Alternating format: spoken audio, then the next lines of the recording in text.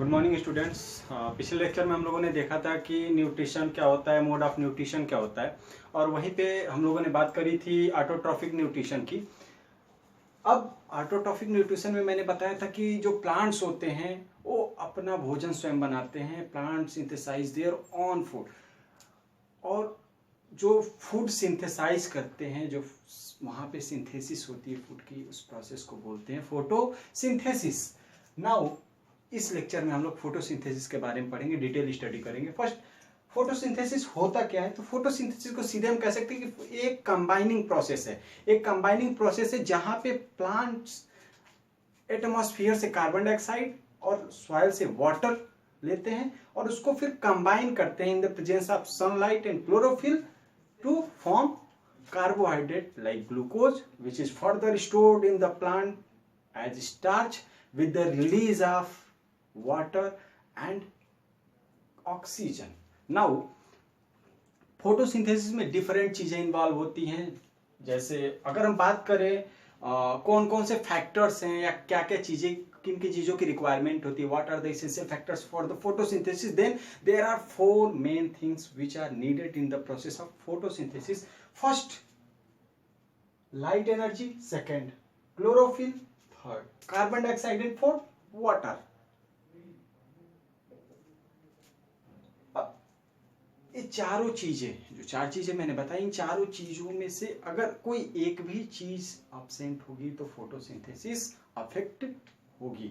Hence अगर हम photosynthesis के बारे में बात कर रहे हैं तो इन चारों चीजों के बारे में बात करना बहुत ही इसेंशियल हो जाता है, और इसको हम एक एक करके देखेंगे। First of all, what is light energy? Sunlight जो लाइट एनर्जी रेडिएट करती है उसको प्लांट से एब्जॉर्ब करते हैं, और वहां पे हम दोनों आर्टिफिशियल लाइट और नेचुरल लाइट लाइक सनलाइट दोनों यूज कर सकते हैं फोटोसिंथेसिस के लिए। और दूसरी जो चीज है वो है chlorophyll. Chlorophyll one of the most important factor. Chlorophyll actually सिर्फ और सिर्फ ग्रीन प्लांट्स में ही प्रेजेंट होता है। एक स्पेसिफिक कैरेक्टरिस्टिक्स की बात करें तो एक स्पेसिफिक कैरेक्टर है प्लांट्स के लिए कि उनके पास क्लोरोफिल होता है, जो कि क्लोरोप्लास्ट में प्रेजेंट होता है। और एक क्लोरोफिल एक्चुअली में एनर्जी, जो लाइट एनर्जी आती है उसको ये एब्जॉर्ब करता है और स्टोर करता है, जो फर्दर फोटोसिंथेसिस जब होती है, फूड मैन्युफैक्चरिंग होती है, तो वहां पे उसका यूटिलाइजेशन होता है। Hence we can say the chloroplast absorb and store energy from light. The stored energy is then further utilized in the process of food manufacture. Next, and the third one is carbon dioxide. Carbon dioxide is also an important factor in the process of photosynthesis.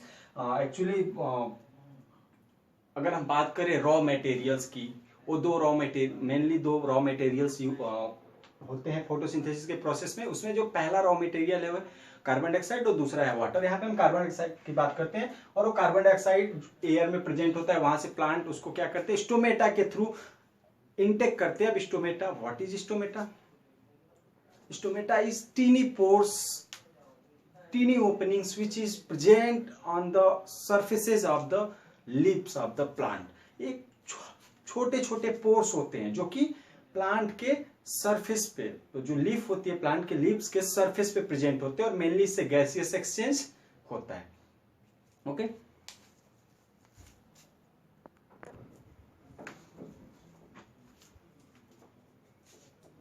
Now जो carbon dioxide जो absorb किया गया, जो atmosphere से लिया गया leaves के द्वारा स्टोमेटा के थ्रू आया, this is the stomata.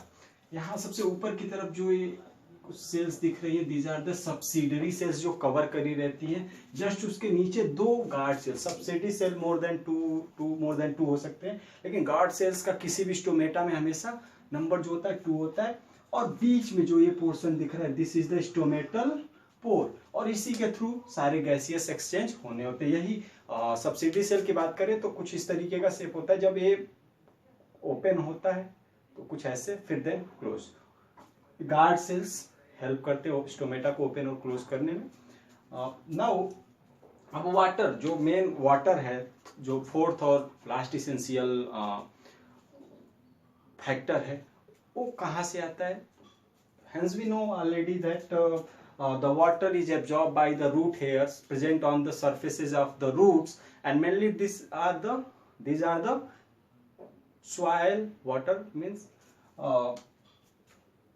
this is the root and these are the root hairs. Most of the water present in the soil are absorbed by these root hairs, and now when these root hairs absorb the water, they are transported through the stem, mainly xylem.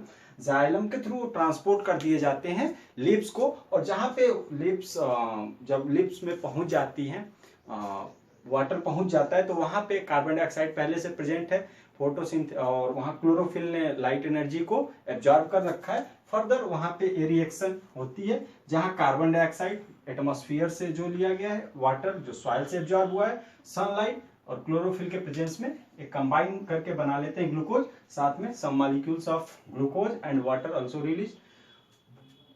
अब यहाँ पे जो glucose बना, जो carbohydrate बना, वो further transport कर दिया जाता है other parts of the plant by the help of phloem. अगर वाटर का ट्रांसलोकेशन होना है तो वहां पे जाइलम इन्वॉल्व होता है, लेकिन अगर बात करें फूड के ट्रांसपोर्टेशन में, ट्रांसलोकेशन में, वहां पे फ्लोएम हेल्प करता है। और इस तरीके से जो फोटोसिंथेसिस की प्रोसेस होती है ओवरऑल किसी भी प्लांट के अंदर कवर अप होती है। So thank you.